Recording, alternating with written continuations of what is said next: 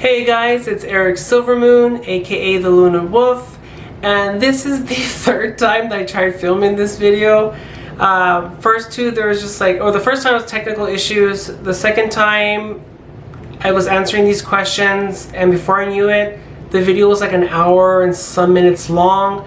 So I'm gonna do this again, and I'm gonna shorten my answers as best as possible.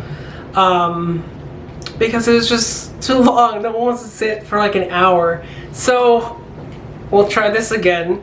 So I'm gonna go ahead and answer some questions. I posted something on Instagram where I've never done this on my channel before, or on Instagram, where I asked some Q&A questions about either myself or my spiritual practice.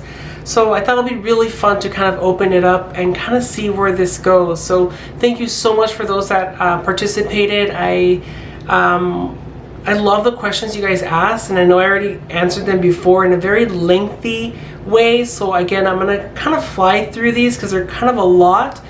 But if you do want to know a little bit more in depth of my response, feel free to message me or comment me below, or find me on Instagram. I'll link everything later on, and we'll kind of go through there. But I want to keep this under 30 minutes, so let's go ahead and get started.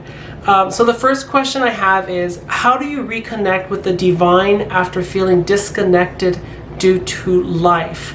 The best way I could answer this in a short version is allow yourself to just write it out. If it's something where you're wanting to reconnect with either a god or a goddess, get back into feeling enlightenment and fulfilled, the best way is just open up that connection again. And it's as easy as it sounds, as in, this is Eric and I want to connect with you again. I want to see if we could pick up either where we left off or someone new. It's all about putting out the intention out into the universe, into whoever you're deciding to work with, and letting that person know that you are here, you are present, and you want to reconnect. And then just trust the process. It could take a while, but ask for specific signs, for specific synchronicities, and allow yourself to be open to receiving those messages and to realizing that this is what you've been wanting to. Again, if you want to reach out to me to find a little bit more in depth, you can, but that would be my quick response to that question. The second question I have is top 3 books recommendations for witches. I actually don't tend to read a lot of books to kind of just read through them. I usually read books very specific to what I'm researching in my practice. So most of the books I would recommend will be based on working with the goddess Morgan, which would be this book here, which is the Stephanie Woodfield Celtic Lore and Spellcraft of the Dark Goddess, invoking the Morgan. This book is just awesome. I love this book so much. If you want to connect with the goddess Morgan, I have some recommendation books of the books I've been working and reading with the Allfather Odin, which I could definitely let you know if you want to know a little bit more of those books. My go-to book though is Scott Cunningham's Encyclopedia of Magical Herbs. I constantly go through this book for just quick refreshers, updates, just to remind myself of what they are. I always recommend when reading this stuff that it's great. This is someone's interpretation and experiences on these herbs, but I've come to know that sometimes they don't resonate with me and they feel different for me. So it's good to question the stuff that you read, but this is a good one. And another book that I've been reading again, I read this maybe 3 times now. I got this book, a signed copy from the author. This is T. Thorne Coyle's book, Make Magic of Your Life.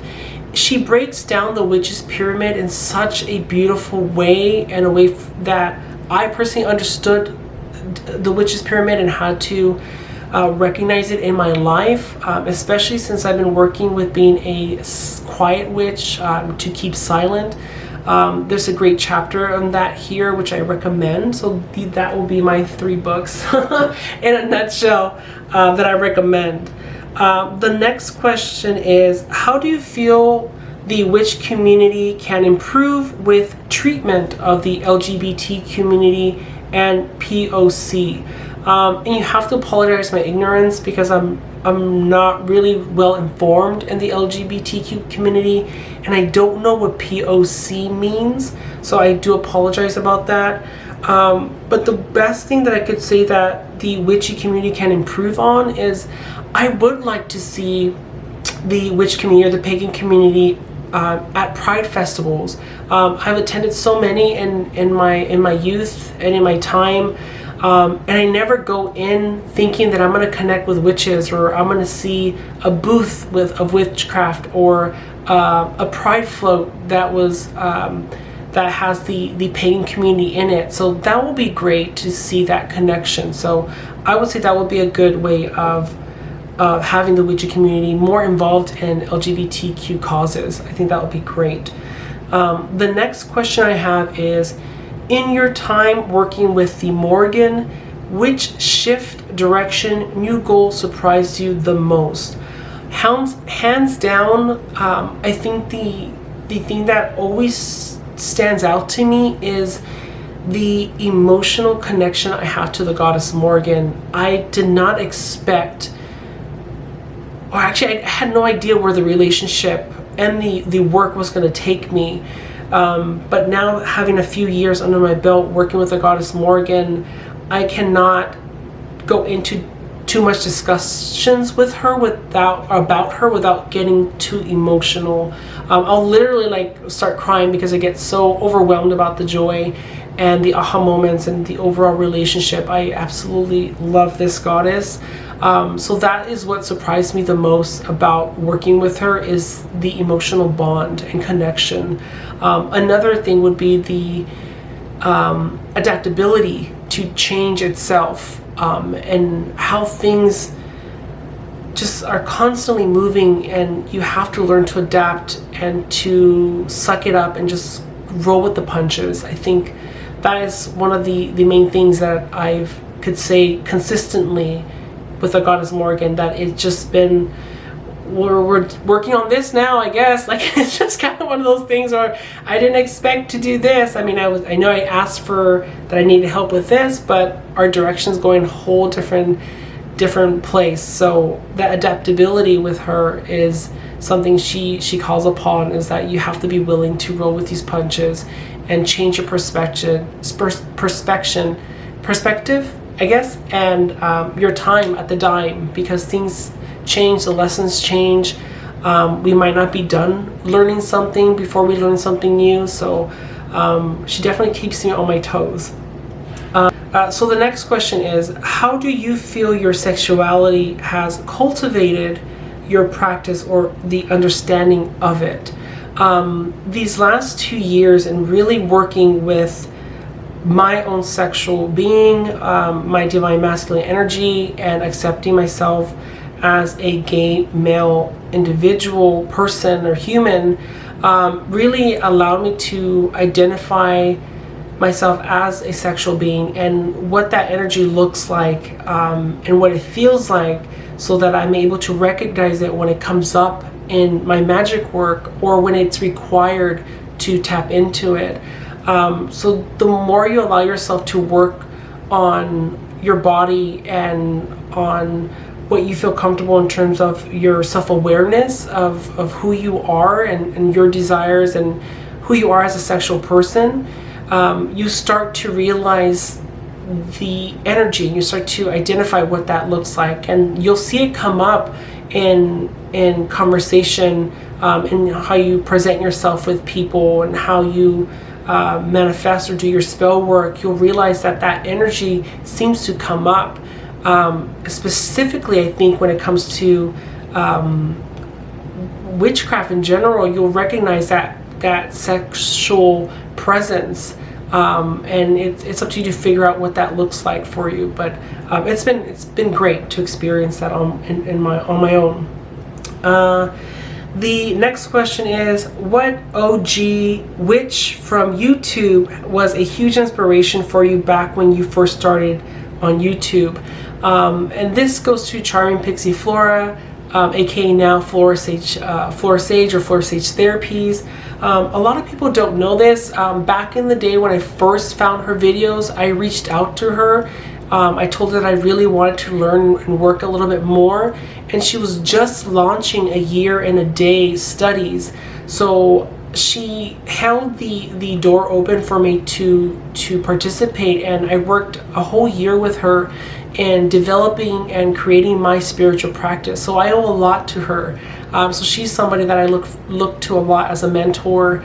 And then I worked with her again for half a year in doing my certification to be a psychic reader. So she had a course where you develop your psychic and tarot and divination skills, and at the end of the course, if you succeeded, then you'll get a certification. So that was really fun. So I enjoyed my connection with Flora a lot, and hopefully we get to reconnect again. That'll be really great. Let's see. The next question is also favorite music albums at the moment. At the moment, I have not really allowed myself to listen to a lot of music with like lyrics in it. For most of you know that I've been working with Odin, and one of the sacrifices I did to work with these next 30 days with him is the perseverance of my voice, of not singing, not sharing too much of my practice, really honing into that to keep silent.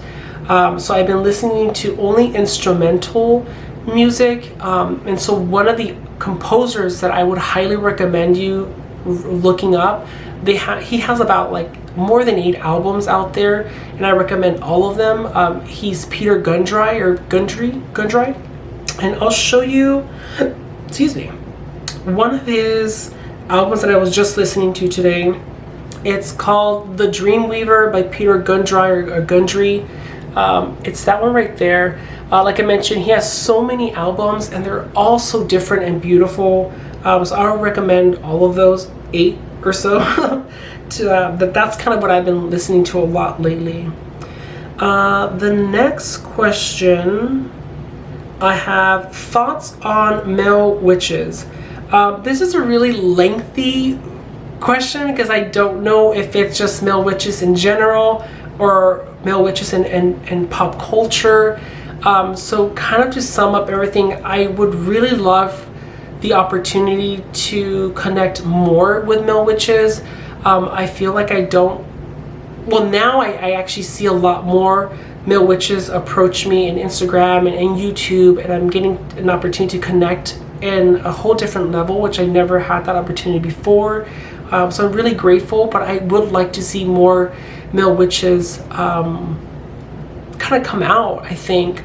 I want to see more witches portrayed in pop culture and pop media in a more positive light, not necessarily into the warlock thing. I know could be a whole different video, but to answer that question is I would love to see more male witches represented in real life as well as in pop culture.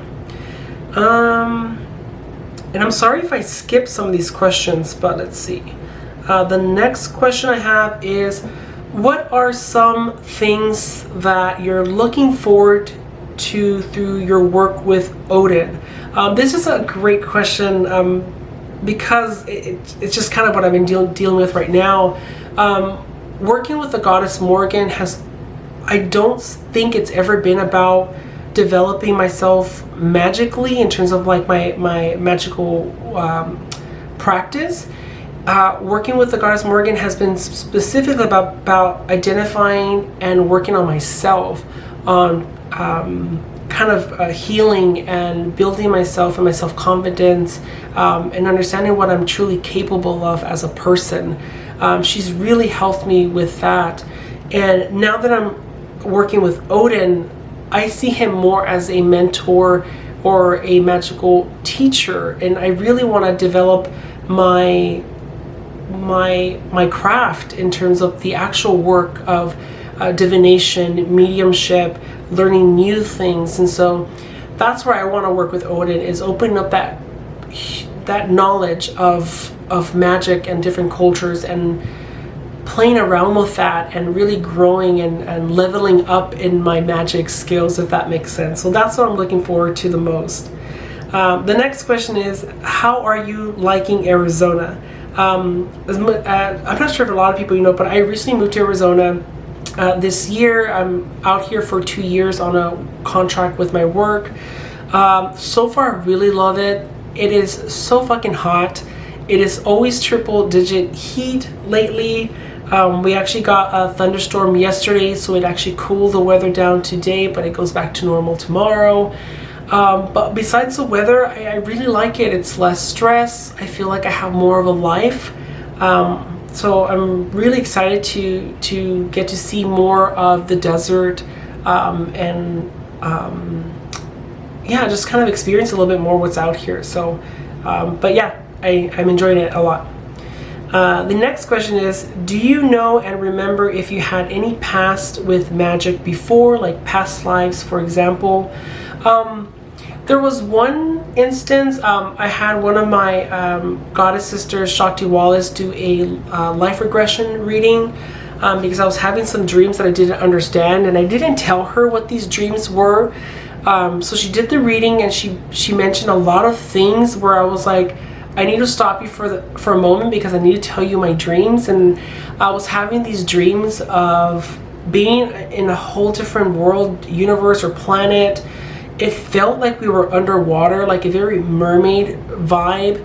And I remember being almost like, I guess the only way I could describe it is in my dream I was wearing this kind of like armor, and I was giving a speech to a civilization. Like it was like I was in a castle or a palace, and I was overlooking all these people giving some kind of speech, and I couldn't understand what I was saying. I didn't recognize the language.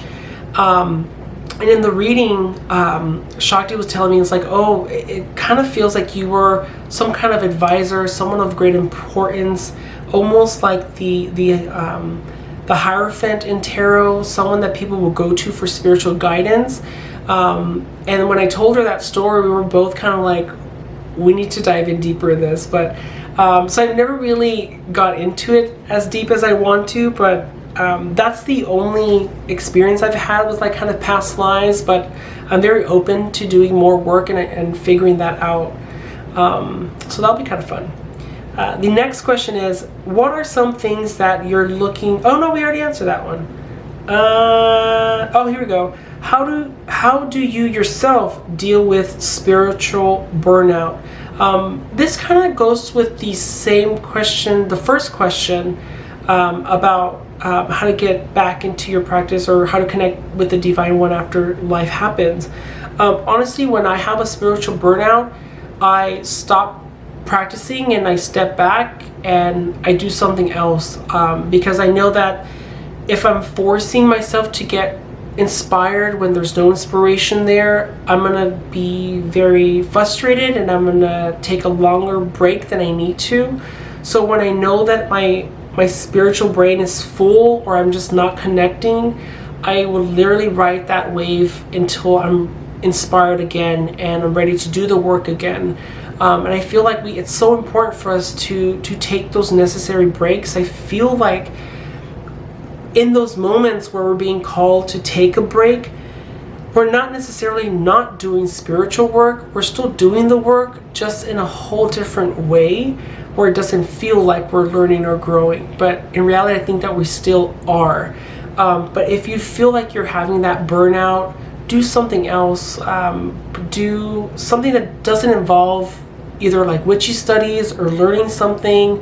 Try gardening or baking, video games, anything that just feels different, that allows your brain to kind of rest and soak in all that knowledge and then pick it up again when you feel inspired to. So that will be my answer for that one. And I think that was all of them. And I did it under maybe 20 some minutes. So I told you last time I kept talking and it was like an hour or so long. I don't think I'm missing any. I'm kind of going through all the questions, but I think I got all of them. I'm sorry that it was rushed, but again, I don't think nobody wants to hear me talk for a whole hour straight. But this was actually really fun. I do like doing these question and answer things. I will definitely open it again. But like I mentioned, if you do want me to dive in a little bit deeper, please feel free to comment below, message me on Instagram, which I would post everything here. I am planning to do more art-inspired things. Also, once I finish my 30 days with Odin, I will be talking about, if I feel guided to, everything I've been doing each day on those 30 days, and the books I recommend, my experiences, and kind of summing up the whole 30 days. So I'm really excited about that. It's been pretty awesome. But as always, thank you guys so much for all your love and your support. I really do appreciate you guys and your encouragement and all the love you showed me throughout the year. So thank you so much, you guys. As always, blessed be.